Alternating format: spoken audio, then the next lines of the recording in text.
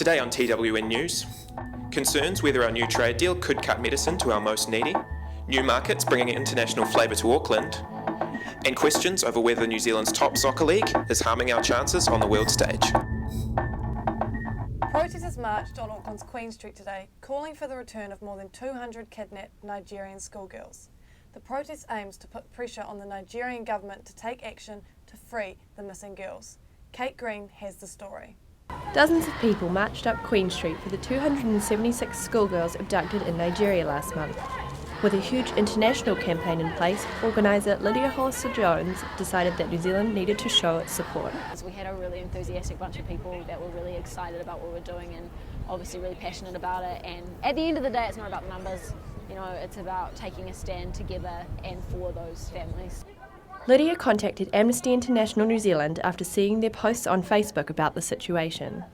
The Nigerian authorities need to take action on this, and we've seen from our research that the Nigerian government had advance warning of this attack. They did nothing. They've really only started being active once people started doing exactly what these people are, standing up, being counted. With international pressure building, Boko Haram has offered to return just 100 of the girls. Lydia says this isn't good enough. We won't be satisfied until we see all of the girls return home. So I guess the end goal is that world leaders work harder and they recognise this as a really important thing. The kidnapped girls are in their final year of high school, and authorities believe they may be sold to members of Boko Haram as teen brides. I hope that actually more people begin to care, have more awareness of what's happening globally, and take the initiative to actually come out and support these causes. And I do hope that those girls do go back home to their families and that they're safe. World leaders are stepping up, with countries like Britain, the US and France deploying troops and anti-terror experts into Nigeria. Kate Green, to Waha Nui. Kate has been covering the story and she joins us now. What can you tell us, Kate? Hi Maggie. The Nigerian government have announced last week that they have in fact found out where the girls are being held, but they have no plans yet to retrieve them by force, as that could end up endangering their lives. So they're working with countries like the US and the UK to try and find an effective way of rescuing the girls. That was Kate Green reporting. As New Zealand continues negotiations to enter the Transpacific Partnership Agreement, concerns are being raised about the effect the deal could have on the much-needed price of much-needed medications. Olivia Round reports. Meet Craig, 21-year-old design student and sufferer of the rare condition MELAS. Craig is on a cocktail of drugs funded by government agency Pharmac, who support over 42,000 Kiwis per year. So Craig gets the rapid response medication he needs. Because it's free, they're able to rush it all and do it fast in order to make me well. Since 1999, Pharmac has made a saving of more than $5 billion. Although changes to the Transpacific Partnership could lead to inflation of medication costs for people such as Craig. After direct contact with Pharmac, they did not wish to comment on the issue. I know, you showed it to me last week. For professional privacy reasons, a pharmacist we spoke to chose not to be named, but worried the issue could lead to less people being eligible for subsidies and more patients unable to fund their medication costs. If certain inhalers cost about $120 per month, they come in here, they can't afford it, they go away. The second person comes in who's eligible for funded services gets it for $5. That's where Pharmac comes in. Yeah. So if you had to pay for your medication, would that be an issue at your current stage? Yes, it will be, because I can't. And getting medication and having to pay for it would have a serious impact on my life. I'm Olivia Round for Te Waha Nui.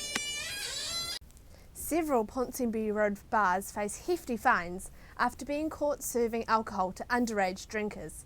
This from Roisin Kelly. The Auckland Police have been coming down on underage drinking heavily in recent weeks. During a police sting, the newly opened and massively popular Little Easy was caught serving alcohol to minors. Little Easy was unavailable for comment. However, we chatted to a number of other neighbouring bar managers about the issue. I think underage drinking is always going to be a problem. Obviously, police are enforcing more things like the sting operations, which happened at those bars you've mentioned. And I think it's the bar's responsibility just to be very, very cautious and very aware that there are underage drinkers.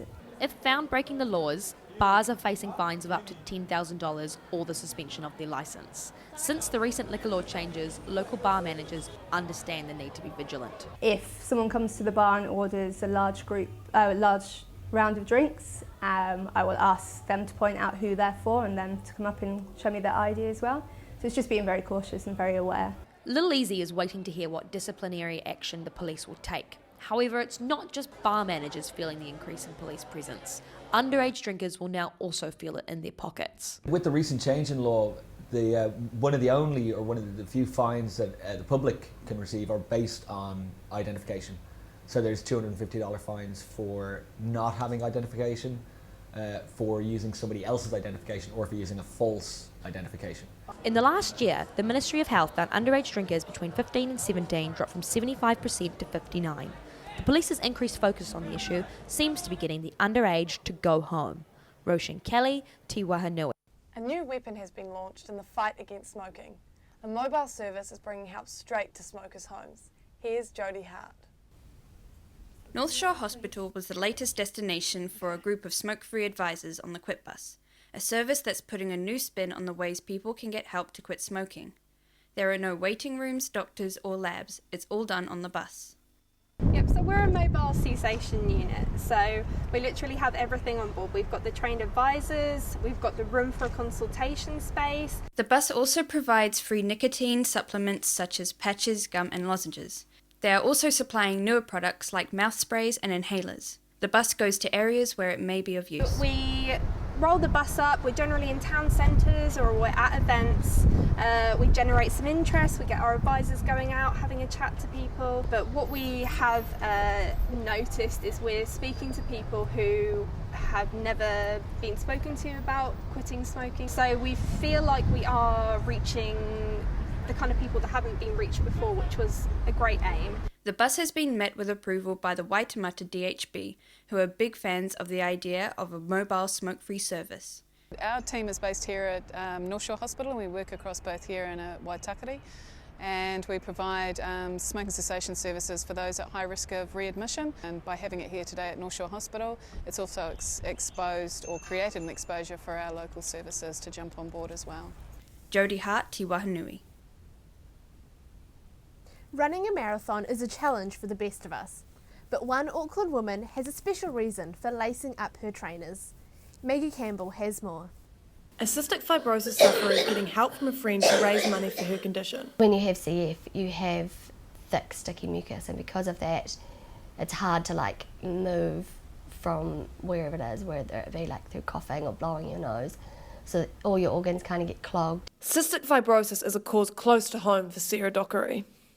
Well, McKenna, one of my best friends who I live with, has CF, so I basically see every day just the small effects it has. I wanted to do a marathon last year, but I got lazy. And then this year I was looking at the website with her and we saw that it was CF, and I was like, oh, okay, yeah, I'll do it, I'll write it for CF. Sarah is well on her way to achieving her fundraising goals. Well, to start off with, it was $1,000, but I'm already at about 900. So I think we're going to up the ante to 2,000. Fundraise Online is the website, and then I think you can just type in my name and donate away. The money raised helps the Cystic Fibrosis Association in many ways. We provide field workers, which gives them emotional support, as well as grants for things like running shoes and physical activity, because the more you exercise your lungs and keep them healthy, the better off you're going to be in the long run. So when Sarah said she's going to do it, I jumped on her back and said, Kate, you are raising money for CF. So we signed her up and she's committed. So far nearly got $1,000. So hopefully we can raise a bit more. She can raise a bit more. Maggie Campbell, Waha Nui. Hundreds of New Zealand's finest IT minds reached for their laptops and descended on AUT University as part of New Zealand's very first hackathon. Their aim? To solve Auckland's public transport problem. Kelly Teed has more. Computers, coffee and code. This is all part of the first Civic Hackathon. Software developers, designers and anyone with an idea were brought together to show that hacking can give something back to the community. So it's all about putting back into the hands of the community, through possibly an app, some great idea that can be easily utilised by the community. Over 500 registrations were received for the weekend, sponsored by Auckland Transport. Hackers were given the task of tackling the big issues that Auckland commuters face, with most trying to improve the often troublesome bus system. We're trying to help people in Auckland solve the problem of when they catch a bus. We know there's a big problem with people standing at the bus stop trying to figure out when their bus comes. What we want to do is solve that for them, let them know the bus is 5 minutes away or 10 minutes away. I can leave home later, I can have another coffee, I can do whatever I want. I know when to go to the bus stop to catch the bus to where I'm going. It's hoped that a community will form from the hackathon, who will then take the event into the future. Basically have a group that would look after the civic hack, if you will, and take it forward so that year on year there might be another civic hack and other areas of data might be opened up, or other challenges that might like to be resolved in a technical capacity and can be part of the next one.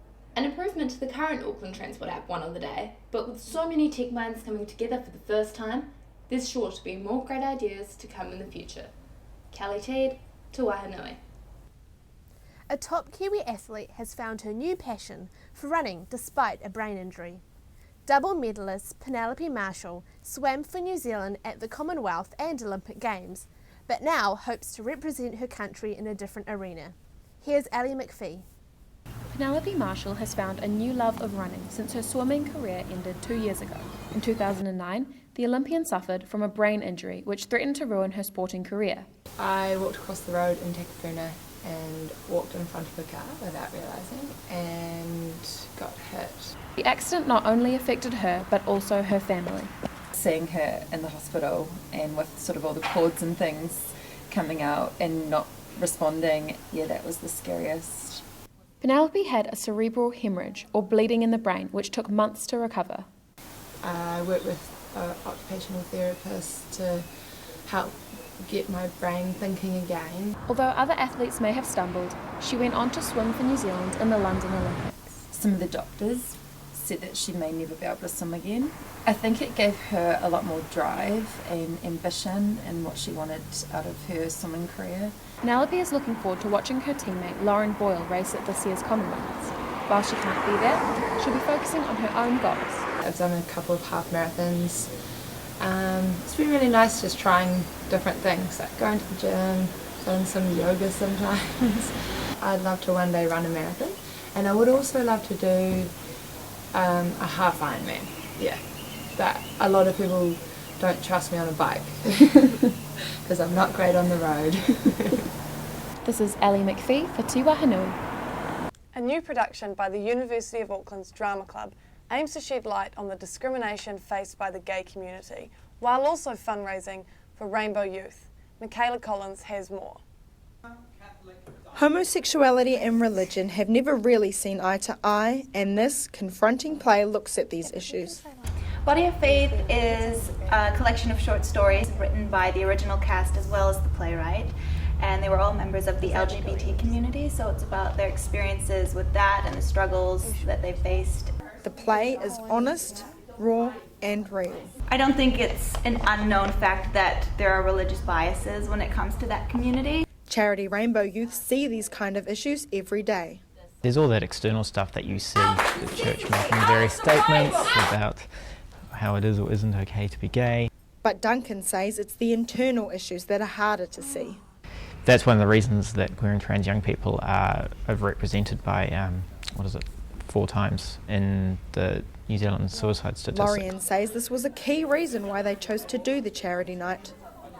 I mean, while we were doing a play that focused on those themes, I thought that's just an extra opportunity to raise awareness. Duncan says bringing these issues to light is very important. When we start to have these conversations more publicly, it helps people to recognise that, oh, okay, that is a valid life path. I can be gay and have a happy life. $5 from each ticket purchase for the charity night will go to Rainbow Youth. Michaela Collins, Te Waha Nui. Now to sport. Players and coaches have voiced their concern about the lack of professional opportunities for soccer players in New Zealand, and they feel it's hurting their national side. Ben Hill reports. After making his debut for the Phoenix as a 17-year-old, Sean Lovemore had his eyes set on playing internationally. However, he has bounced around different teams within the domestic ASB Premiership. He feels the semi-professional status of the league is hurting the national team's progress. Our players are, largely better than the Pacific Island nations, but yet we still struggle. The question is, Will a team solely made up of players from the ASB Premiership be able to compete at the highest level? No, I personally don't think they can. They may crack on from the ASB into the Wellington Phoenix and then get seen from that. That's different, but I don't think ASB Premiership players will have the ability to crack on that quickly. Seasoned player coach Brian Shelley agrees the league is not helping the All Whites. I think international footballers should be playing full-time football, and at the moment the ASB Premiership can't give that to players. He says promotion of the league is the key to making football in New Zealand more successful. I think the product itself is not too bad, and if you look at Waitakere v Auckland, I think they're always good games and a good spectacle for people to come. But yeah, as I said, I think more work can be done off the pitch. Sean feels in his current situation, international aspirations are unrealistic. Obviously, they're going to pick professional players over amateur or semi-professional players. It's not the same ball game really. Until then, Sean has to navigate the obstacles to his professional goal. Ben Hill to Waha Nui. And finally, a unique night market in West Auckland is helping in the fight against youth unemployment. Anita Corenking reports. A monthly market held at Zeal in West Auckland has been set up to showcase talent from young people aged 25 and under. The market has a variety of unique crafts, fashion and accessories, as well as an opportunity for aspiring musicians to gain exposure. Organiser Angel Guan started the event in an attempt to respond to the youth unemployment in New Zealand. And we're trying to engage the unengaged, so it's like giving them this kind of opportunity is awesome because there's nothing like it. Leanne Powell of the Vint sells handmade jewellery and terrariums. She believes that the night market is a great way to show off the talent of young entrepreneurs. It's a great opportunity for younger people. I never had it when I was at school either, so I think it's really great for them to be able to do this, and it's also a good way to boost their confidence when they're younger as well, and for us for building our retail skills as well. So yeah. Despite it being the first launch of the Zeal markets, organisers and market holders feel as though this is a proactive way of tackling the issue of youth unemployment. If this grows into something really big, like the night markets that we have all over Auckland, this could really see a big boost in so many different things. Maybe small businesses, maybe a whole different culture shift around how to get things done. If so many youth people and so many young people are really making change in their community, it will influence and inspire a lot of people to really go out there and follow their passion. That's it from us. Good night. Good night.